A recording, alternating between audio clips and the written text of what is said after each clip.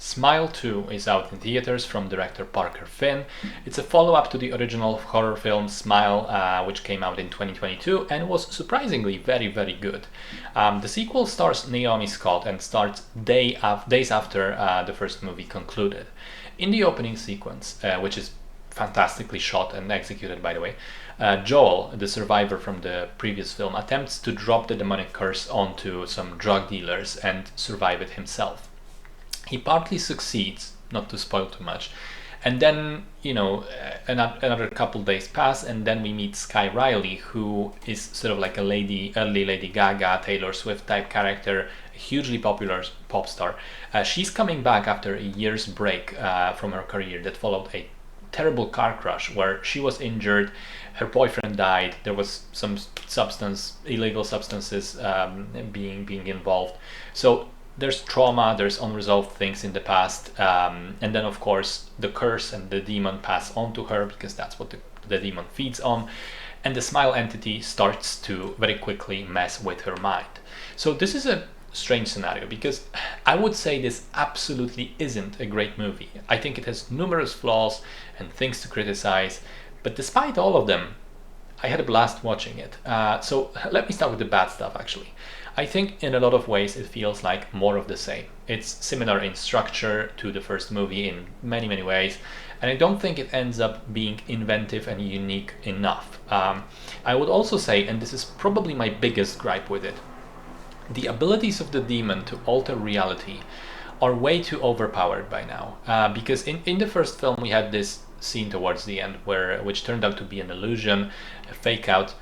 And in the sequel, we have multiple ones, but most egregiously, there is a 20-minute sequence in the final act, which, despite the protagonist seemingly waking up from it multiple times, turns out to all be fake.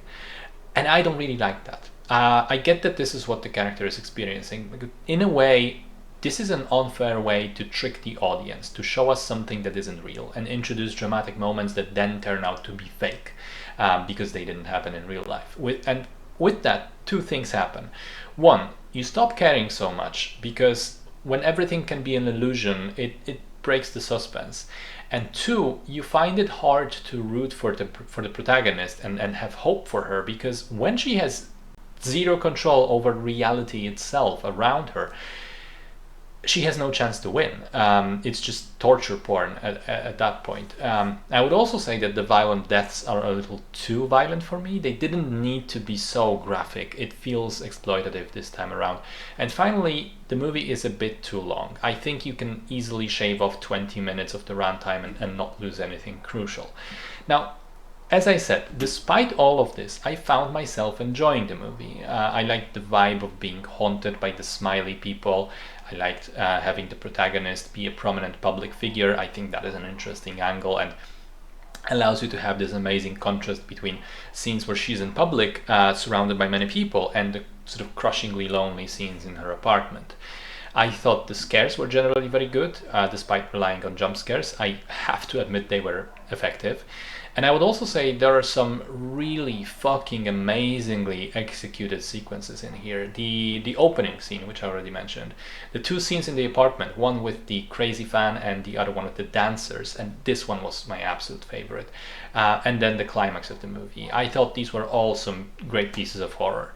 The sound design was incredible throughout. I liked the musical cues for the demon appearing. And last but not least, Naomi Scott is sensational in the lead role. She is essentially in every scene of this 2-hour movie and she's doing some massive work.